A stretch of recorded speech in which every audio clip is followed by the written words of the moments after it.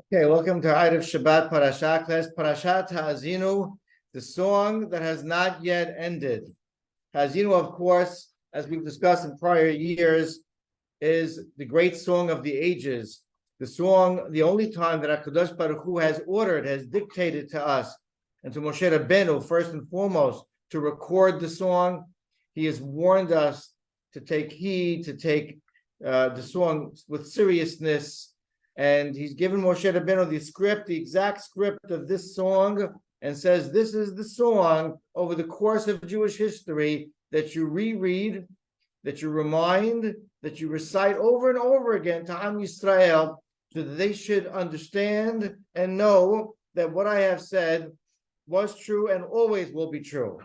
What I'd like to accomplish in this class is basically demonstrating how this song is essentially an overview of Jewish history, past, present, and future, and is, as I opened up, a song that is still ongoing and has not yet ended, and that in a very succinct way, this song captures much more than you think it was. So what I want to do is I really want to start from with reading for you from the Ramban, the great Rabbeinu Moshe ben Nachman, or at least paraphrasing the Perush of the Ramban.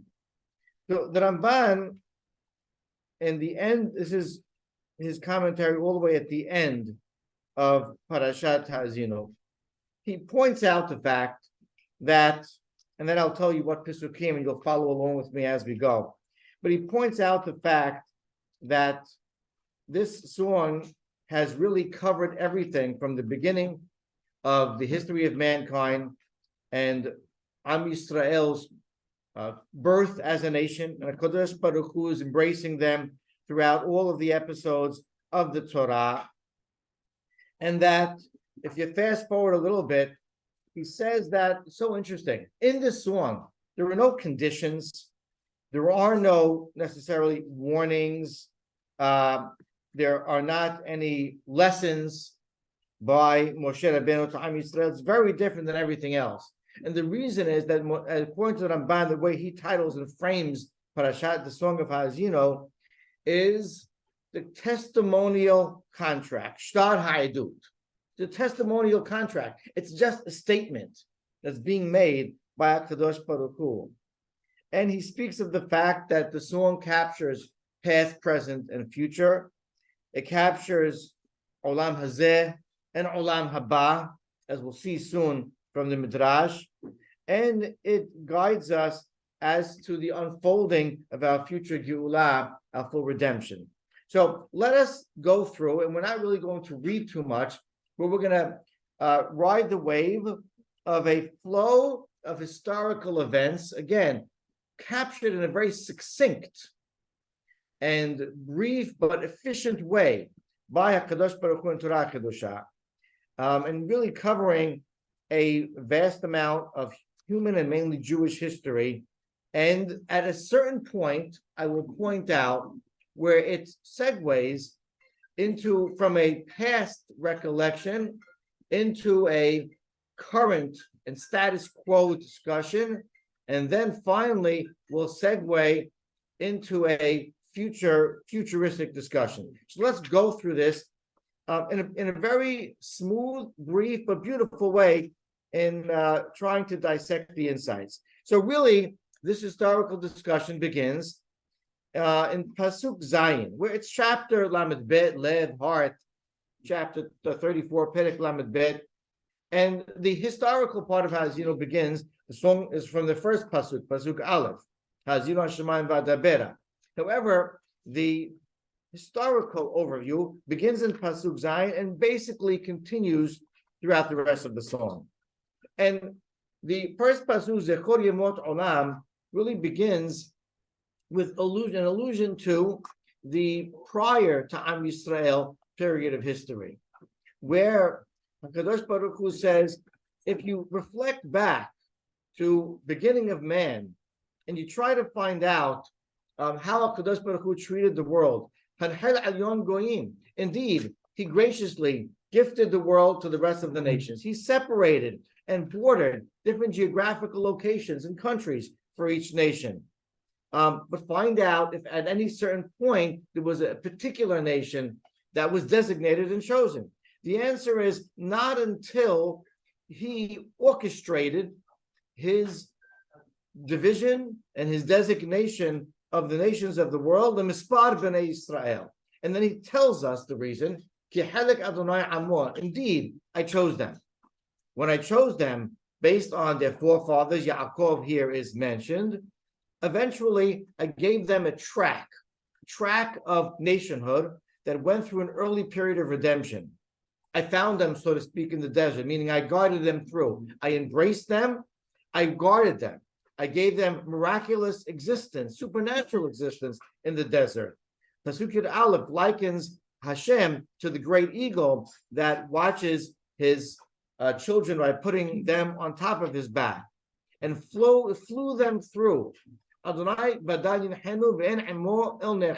He designated them as a single, unique nation, current and going into the future.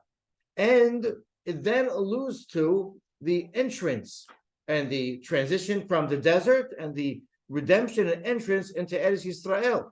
And there he satiates them and provides them with a type of living, a type of life that has providence that's never been seen before. The sustenance that he provides, the success that he provided, described by the song as just complete satiation and satisfaction, fattiness. It speaks of hemat bakar, speaks of referencing the livestock and the animals and the produce, and basically the livelihood and sustenance that lacked nothing. In the heyday and the first centuries in Eretz Yisrael, in the time of the first Beit HaMikdash, and then in a very negative but true way begins the testimony on the scorning testimony of Am Yisrael's wrongdoing, where through the satiation by Yiva'at, they began to reject the Kadosh Baruch Hu. Because of Shamanta, because of the success, they began to be belligerent and forget and rebel against their maker. And because of that, they, so to speak, infuriated him with foreign deity, Avodah Zarah, all that which he warned not to do. Hadashim Yikaro Ba'u, things, deities, and gods that they created. They don't really exist, that are fabricated. And finally, they really forgot their mission. They forgot their gracious God who put them in that position and their very lofty objective in this world. And because of that, again, Vayar Hashem, Vayar Adonai, Vayinas Mikas Banav Benotav in Pasuk Yutet. We brought out the wrath of God, so to speak.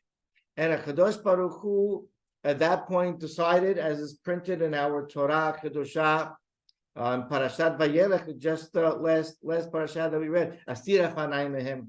I'm going to remove my presence. I'm going to expose them to the rest of the world. And let's see what happens. Banim Emun Bam, this nation who lacks faith. And so starts the string of tragedy, of oppression, of suffering throughout the centuries of Am Yisrael, all alluded to in the Pesukim of Kaf Aleph, Kaf Bet, Kaf Gimel, Kaf Daled, Kaf He, speaking of, and in very brief hinting manners, some of the terrible persecutions and exiles that we've undergone in our difficult history. The fear, the unsettledness, the lack of sovereignty, and what we've endured, all the suffering that we've endured. In fact, we got to the point in Pasuk Kafav that Hashem said, Amati afehem, ashbitam me'enos zichram. I may as well at this point just obliterate them. And as he threatened Moshe a few times, start fresh from you, start fresh in some other way. But erase their nationhood. And he said that my decision not to do that based on Luleh Ka'as Oyev, because that will be a bad reflection of Kadosh Baruch Hu and my truth in this world. And therefore, and of course, the promises to us and the forefathers anyway that he would never do that, but it just shows the limit of anger, so to speak, of HaKadosh Baruch Hu. He decided to let us continue.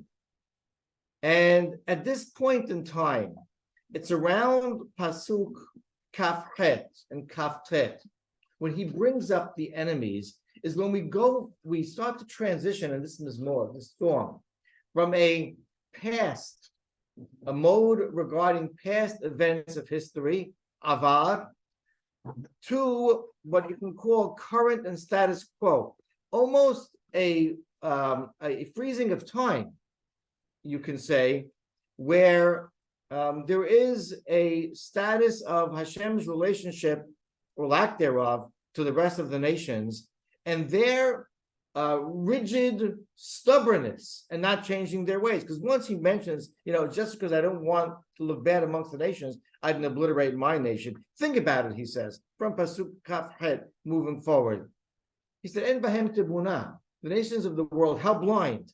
If they would only think about the context of history, how did they go, my nation, from being one who was miraculously protected, who was successful militarily in any which way, over and above and against and at the expense of all other nations. And then all of a sudden everything changed around, everything turned around. Just the luck of the draw of the other nations. They ignore the context of history. They ignore real events. They ignore the fact their gods were never granted them success, unlike the real God, and yet they were able to sort of cast judgment and be successful. So there is this current status that was and still is the case of the lack of recognitions of the nations of the world of the truth, the emet, the true status of the world, the true status of HaKadosh Baruch Hu, the true relationship and the place in the world of Am Yisrael vis-a-vis Hashem. And that extends itself for a number of Pesukim. And to the point that HaKadosh Baruch Hu, speaking of the current status and the way things are, reveals to us a secret. And that is, I have something in my storage. I have something that's been archived. It's a truism. It's something that I'm waiting to unleash. It's justice. I haven't unleashed it yet.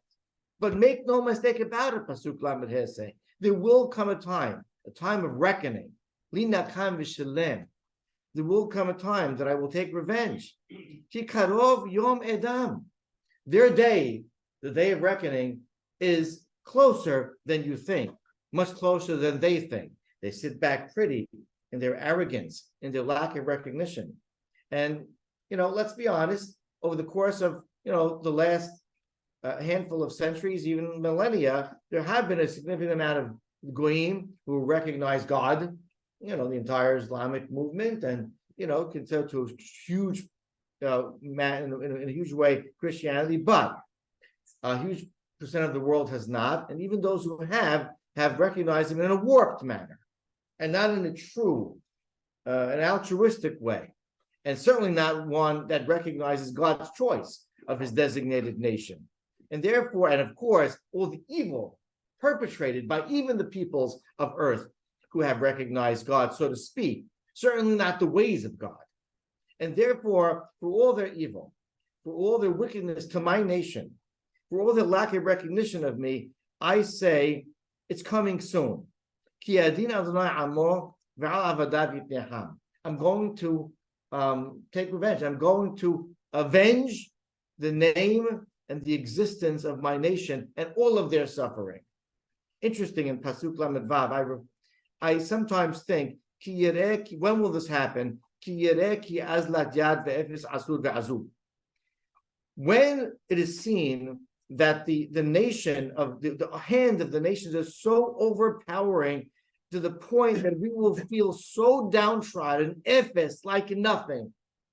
To me, it's a reflection of the Holocaust. and that's sort of not future. That's not that you can call that present as well. But we're already segueing now into a futuristic discussion. So when this happens, we'll reach out very low. At that point in time, God goes to work, and justice will be triggered. And that then segues us into the futuristic part of this great song, the one that hasn't happened yet. And really, most of it, for the most part, it's located in Pasuk Lamed Tet, Mem as well, towards the last few Pasukim of this song. And this is seemingly going to take place after the day of reckoning, after the great act of justice of Hashem, and avenging his nation and punishing all of the wicked. Says Pasuk Lamed Tet, and this is one of the great statements of the Torah, of the existence of God. Re'u, ata, ki ani hu, ve'en Elohim imadi. See now. What does see mean? See really means so many times in the Torah, re'u, to understand. Who's he speaking to? Who's he speaking? He's speaking to the entire human race. He's speaking to all of the nations in this futuristic time. Ki ani, double lashon, redundant. The words ani, I, and him. Ve'en Elohim amadi. There is no other God. What is this referring to? This is referring to what we're waiting for, to the objective of the existence of mankind, and to the goal of Am Yisrael, the enlightenment of the nation as to the oneness, the singularity of the one and only Creator. So again, Re'u means that there will be an understanding and a cognizance. Ki ani hu, that there is no Elohim imadi. Everything else, the other lies, the deities, the avodah zarah, the paganism, this will all fall by the wayside, and there will be a clear understanding and recognitions on behalf of all the then existing and surviving inhabitants of the world, assuming the less wicked, that this is the real truth. This is what you've been missing for all these centuries. And this day will then now be enlightened. And the same pasuk then brings us and ushers in a period of redemption and a period, you can say, of eternal existence. And this is the only explicit mention in the Torah of Tehiyat HaMetim, is in Pasuk Lamed Tet. Ani amid v'hayeh, mahasti v'ani erpa, ve'en miyadi masil. The Gemara Masechet Pesachim speaks of this as talking about, it's pretty explicit. I will bring death, and I will bring life, which follows it. I will give illness, and then I will heal. The Gemara says, so isn't this obvious? Well, it sounds like anticlimactic afterwards. And explain, no, just like that I can bring illness and heal, so too I can bring death, and I will revive. And the Gemara further proves from this pasuk that when we revive Hayat HaMetim, during the times of Mashiach, that whoever is ill and whoever is disabled, etc., will come up pure, full, whole, and healthy. And so this pasuk, in a very brief way, describes to us Hayat HaMetim, which will then segue us into Olam Haba, which is exactly why the Ramban spoke about the fact that this shir, the song, includes everything, including the future, including Olam Haba. And I will end with, and I want to just tell you what the Midrash says about that redundancy. Look, understand, ki ani, I, and him. You know what ani, who is? Says the Midrash, Pirkei de Rabbi Eliezer, ani ba'olam hazeh, ani hu ba'olam haba, the same God, throughout the existence of the current earth and universe and the next world. Ani, I'm the one that redeemed them from Egypt, and I will be the same one that will redeem them at the end of the fourth kingdom, which is what the prediction to Abraham Avinu ben Habitarim in the future redemption. Says the Midrash Mechilta, I was in Egypt, I was by the sea, I was on Mount Sinai, I was in the past, I was in the future, and I will be into the distant eternal existence. Ani refers to the entire existence of Kadosh Baruch Hu, past, present, and future. And I will end by how the Ramban ends. The Ramban ends in such an interesting way. He says, everything up to present, wherever you are in history, in this song has already happened. He said, even if this song would be recited by some stargazer, not by God, by some astronomist, not by HaKadosh Baruch Hu in the Torah Kedusha, you'd have to believe it because it's so true. Because it's prophetic, it's everything is accurate. At any point in history, you stop and say, up to that point, including 2023, it's still all accurate. It's playing out exactly, perfectly and true. And I'll just add on to the Ramban and end by saying exactly what Rabbi Akiba said and he felt when he saw those foxes running through the ruins. If all of the tragedy has come true, if all of the predictions of the song, best times also, best times, this is part of the testimony, but worst of times, and all of the current state of events, and all of the accuracy precisely up to this point, it tells us in a very faithful, believable way that the last couple of Pesukim, marching into the future redemption, the enlightenment of the world, that's the existence of a Kadosh Baruch Hu, and our great future of Tahayat HaMetim, leading into Olam Haba, will be true. And because of this great contract of testimony, this testimonial contract, we believe we hold on to our dear lives with this song and anticipate its end coming soon.